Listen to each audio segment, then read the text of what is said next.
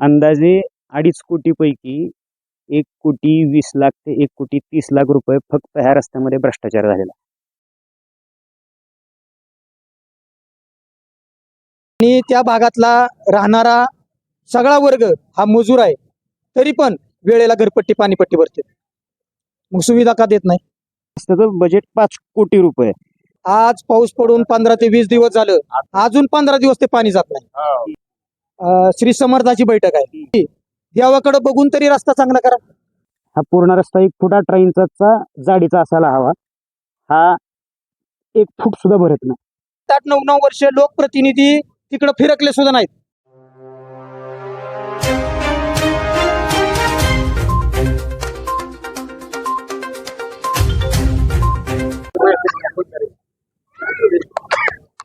नमस्कार, मी विक्रमसिंह परबत, संपादक SNP news. आज आपल्यासोबत लक्ष्मण पवार, जे की भाजपा कुर्डवाडी मंडलचे उपाध्यक्ष आहेत. आज ते नगर परिषद कुर्डवाडी येथे उपोषणाला बसलेले आहेत. आपण त्यांना विचारूया नेमकं याचं कारण काय. आज आमच्या भागामध्ये अशी परिस्थिती झाली की आमचा भाग म्हणजे लेंगरी वस्ती असेल, गवळी वस्ती असेल, आमचं भीमनगर असेल, आवतडे वस्ती असेल, अशी परिस्थिती आहे की आम्हाला असं वाटतं की आम्ही नगरपालिका हद्दीत आहे की नाही. कारण नगरपालिकेच्या कोणत्याच सुविधा आमच्यापर्यंत पोहोचत नाहीत. त्या भागातला राहणारा सगळा वर्ग हा मजूर आहे, तरी पण वेळेला घरपट्टी पाणीपट्टी भरते. एखाद्या वर्षी उशीर झाला तर नगरपालिका व्याजासकट त्यांच्याकडनं वसूल करते.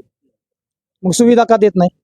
आज पाऊस पडून 15 ते 20 दिवस झालं, गुडघेच्या पाण्यातून आज पण येते, अजून 15 दिवस ते पाणी जात नाही.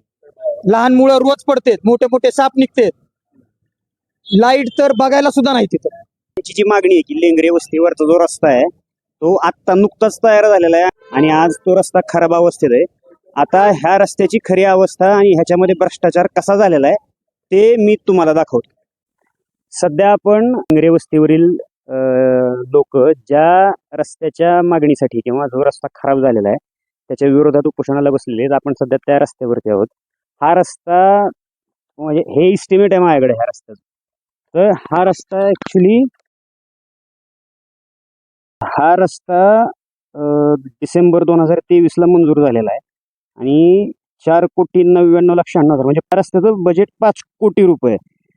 आणि हा रस्ता संपून फार तर फार एक 4-5-6 महिने झालेले असतील.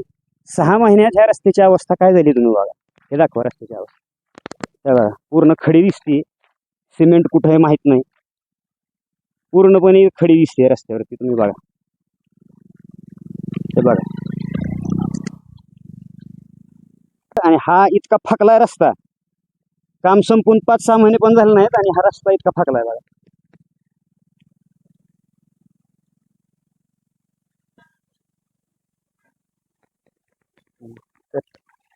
आता मी तुम्हाला ह्याच्यामध्ये भ्रष्टाचार कसा झालाय आणि तो कसा केला गेलाय हे मी तुम्हाला प्रॅक्टिकली दाखवणार. सुरुवातीला तुम्हाला सांगतो की ह्या रस्त्याचं इस्टिमेटनुसार ह्याचं खडीकरण म्हणजे खाली खोदून तिथं खडीकरण करायचं होतं 6 इंच. त्याचा GSB म्हणजे जी मिक्स खडी असते क्रशांड वगैरे, ते 6 इंचाचा थर एक द्यायचा होता त्याच्यावरती. त्यानंतरनं DLC म्हणजे PCC थोडक्यात आपण पकडतो ती 6 इंच PCC करायची होती. आणि त्याच्यानंतर M40 कॉन्क्रीट असतो, म्हणजे आपण जे रस्त्यावरती जो सगळ्यात मोठा थर टाकतो तो M40 कॉन्क्रीटचा आहे. तर तो 1 फुटाचा थर पाहिजे. आता मी तुम्हाला दाखवतो इथं हे नक्की झालेलं आहे की नाही.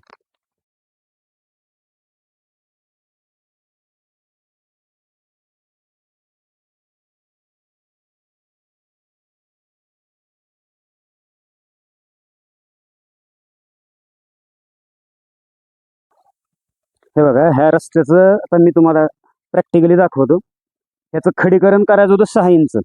खडीकरण 6 इंच अजिबात नाही केलेलंच नाही. GSB होता 6 इंचाचा, म्हणजे ह्याच्या खडीवरती परत अजून एक बारीक क्रशणसारखी खडी असते ती टाकायची होती. ती थोडीफार इथं दिसते. ती 6 इंच तर अजिबातच वाटत नाही. 6 इंच नाहीच आहे ती. 6 इंचाची ही खडीच नाही.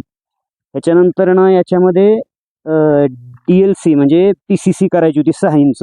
हे आता ही PCC तुम्हाला दिसतीये. ही PCC आता तुम्ही बघा, ही PCC 3 इंच आहे, फक्त 3 इंच PCC आहे.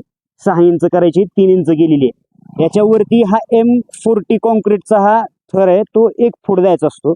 तर आता हे PCC पासून वरती 1 फूट आहे का बघा, 4 इंच 4 इंच थर दिलेला आहे, फक्त 4 इंच. 1 फूट द्यायचा होता, तो 4 इंच दिलेला आहे. हा संपूर्ण रस्ता तसं बघायला गेलं तर 1 फूट 18 इंचाचा व्हायला पाहिजे. 1 फूट 18 इंच हा पूर्ण रस्ता बरं का. हा पूर्ण रस्ता 1 फूट 18 इंचाचा जाडीचा असायला हवा. हा 1 फूट सुद्धा भरत नाही, 1 फुटालाही कमी. किती मोठा भ्रष्टाचार झाला असेल बघा. ह्या रस्त्याचं अंतर 1365, म्हणजे जवळपास 1.5 किलोमीटरपेक्षाही कमी या रस्त्याचं अंतर आहे. आणि याची जी रुंदी आहे ती 6 मीटर आहे. आणि एवढ्याशा रस्त्यासाठी 5 कोटी रुपये बजेट मंजूर झाले. आता हा रस्ता अर्धाच पूर्ण आहे, त्यामुळं आपण 2.5 कोटीचाच रस्ता आहे असं आपण पकडू.